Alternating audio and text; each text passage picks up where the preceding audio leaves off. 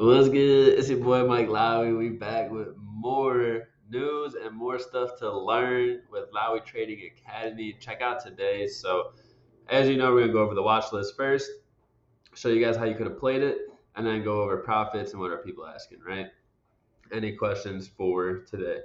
So AMD, we said above there or below 254.5 to 251.5. All right, AMD below 251.5, right? 254.5 to 251.5. That move happened so fast. So that was easy. And then obviously came, actually, you know what's even crazier is that I took profits on AMD at 236. I took this 243 flag all the way to 235. So that was my AMD trade.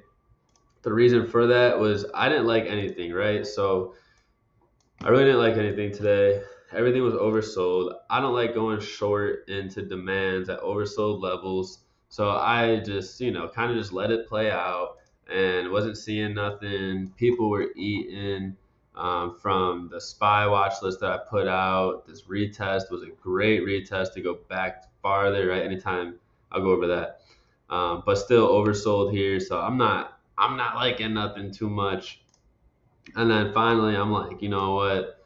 We're flagging off of this level right now, which is pretty crazy. And the fact that we just broke the PDL of yesterday, might as well just take this. Like, I know it's going to fill, right? Like, I know it's going to come sweep this liquidity down here. So I'm like, all right, that's worth the risk to reward. I went super light and I still hit 100%. That was a 100% trade. So that was amazing.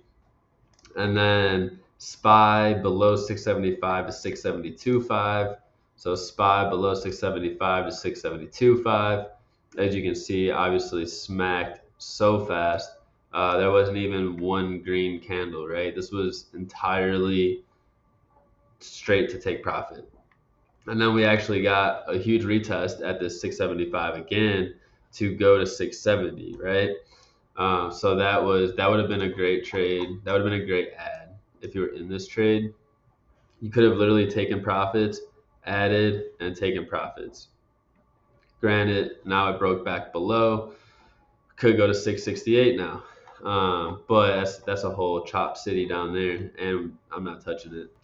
Tesla, I said you could go under 460. You could see 450.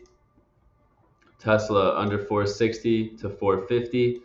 That was also a beautiful trade. So for this one, I guess it is. I mean, I wouldn't have entered on this count. I would have needed more confirmation personally, just because we're still in this wick, and I want to make sure that we're actually going down. This could technically just be a sweep, but not the highest volume either, right?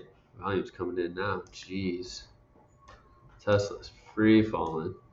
Um, So that could have been a good $10 trade as well. Either way, I caught a $10 trade on AMD.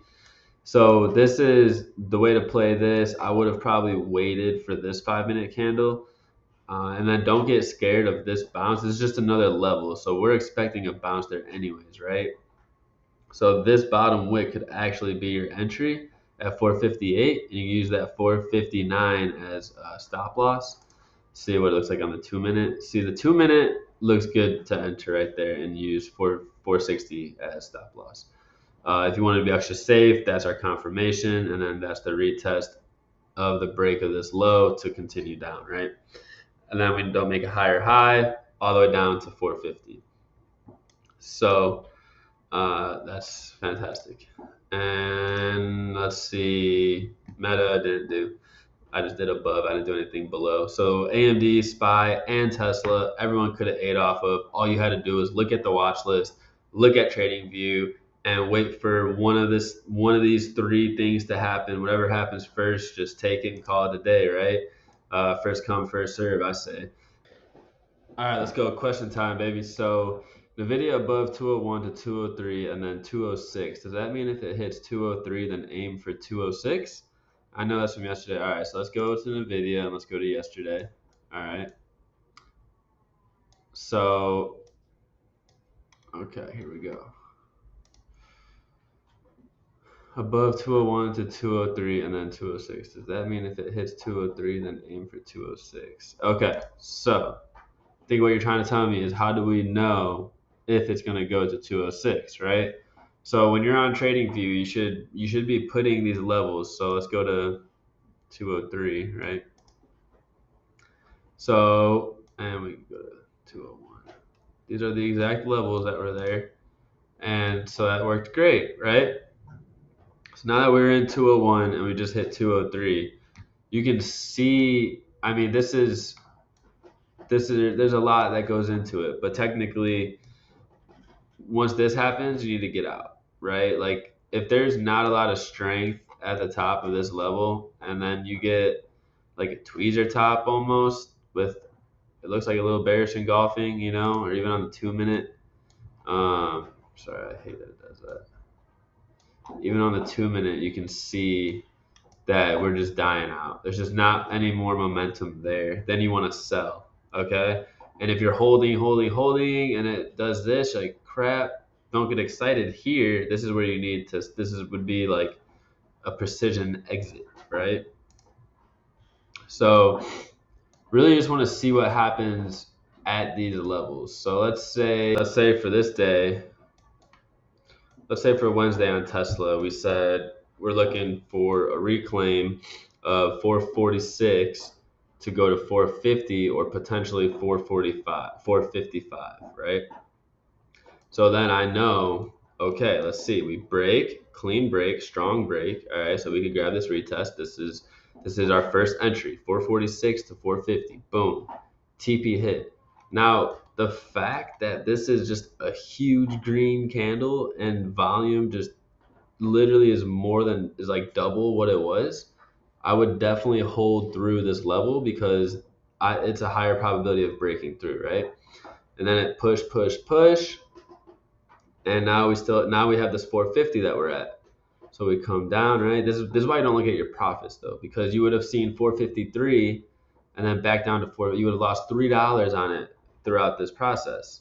But this is where it gets better, right? So you go. So you stayed in, right? This is your entry, and there's even a little gap right there that you could, use as well. Take it up to 454, okay, 70. So 455 pretty much. Now this candle close, I can see that we're at a level, so people could get scared. We are at that same day's high, right? But look at this. It's still a strong candle. Like it's not smaller than this red candle. It's not another red candle. Like there's no where would your stop loss even be? So this would be a great exit. Or if you realize like okay, the candle went up, sellers came in, pushed it down below. I would probably wait for the next 5 minute candle because we're right there. We're pretty strong. So I just wait to see, and then sure enough, breaks through and then goes to the next level. So that's what you have to do. You have to really analyze. You got to look at the RSI. You got to look at the volume. You got to look at the candle, what the candle's telling you. Is it in for value gap to just create one on the way up? There's a lot that goes into it, and that's what we go. That's what one-on-ones are for. I mean, we go in depth on entire strategies. This is just a bunch of free game that if you have some knowledge and you're a smart guy, you could apply. You don't have to be a smart guy. Actually, you could just apply. I'm not that smart. I barely made it through high school. All right, let's go to the next question. All right, next question is when I say 201 to 203, do I wait for price to retest 201 before entering? What was this on? 201, 203. Okay, that wasn't. Oh, NVIDIA. Okay, so same thing. So yeah, so that's actually why I didn't take this trade that day, is because I didn't get a good retest, right? So if I don't get the pullback that I want, I don't enter it because I don't like it. Now could have taken it here. This would be my only other entry for that possible flag to break out of, but ended up failing. So I mean, yeah, it would have went from 201 to 202. Like you could have got this move, but you would have had to break your rules to hold right here. I don't do that. If it's above this level and I don't get a clean retest like This is a super clean break and retest and hold. And none of these candles held above my level. So that means I'm good. So this candle close, I mean, if you wanted to wait for extra confirmation, you could wait for this candle close at 200 at 53 and then use 201 as a stop loss. That's only 50 cents. It's a super tight stop and a good RR, right? 201 to 198. How do you know how far to go? Well, we talked about it actually. Talked about it on that day, about that day, but it went straight there. So yeah, there's definitely things to look for, and always wait for the break and retest. Obviously, it worked that day that he took it right here, um, but that's not really like a clean. It's not really that clean to me. It's a good candle break. Like if the level was at 200.99 and it broke like that, you know, I'd be like, all right, it's more decent. Like that's not bad. I can see it pushing. Um, this was amazing. This wick. So we break these pre-market highs, right? We break previous day key level highs.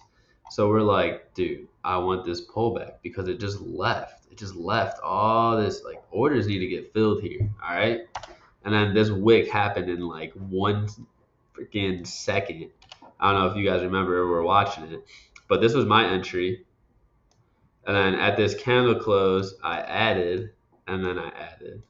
So the reason for that is because that's my retest. I think I had a level. Yeah, I had a level that was like right there. So that was a perfect retest. And then I know that I could use like 675 or 676 as a stop loss, 675.5. Try to do a $1 stop usually for everything.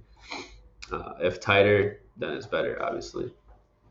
But yeah, so now that we broke above 676 with a lot of volume, like when I say that, when I say like we broke with a lot of volume or we didn't break with a lot of volume, look at the candle size. If the candles are that big, that's a lot of volume. If the candles are small, that's not a lot of volume, right? Small candles, small. You can see the volume dying out, came back down, came back down. Oh gosh, oh my gosh. All right, we might stop out if we break below here. No, but we pushed. Okay, so like, don't worry about the chop. Don't look at your P&L and just wait and look at what price action does. That's like the biggest thing that helped me was not looking at the charts because I would see my profits. I would be like I entered here, right? And then I'm up right here because that's a $2 move. And then I'm back to break even or even negative. I'm like, man, like I used to just I would stare at my profits and it would drive me nuts. And then I'd look at this chart. I'm like, oh, I should probably take this $20 while I got it. Well, and then the move plays out. And then I'm like, dang, like I just stressed myself out for nothing. So if you find yourself doing that, put down your phone. Try to do a blackout trade, okay? Whenever you enter a trade, do not look at your P&L until you go to sell, and that should help you a lot.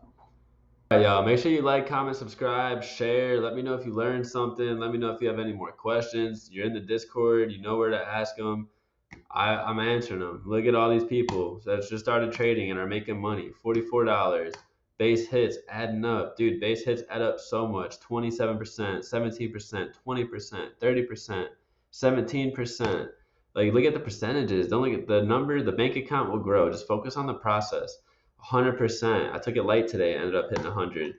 Like, come on. 64%. She used $160 and made $100. Like, come on. It's almost 100%. $450 on the day by 9 o'clock. What? 220 on the day by 9 o'clock. Let's go, man. I'm telling you, all you got to do is hop in, listen, and learn. Let's go, baby. It's your boy Mike Lowy. We out.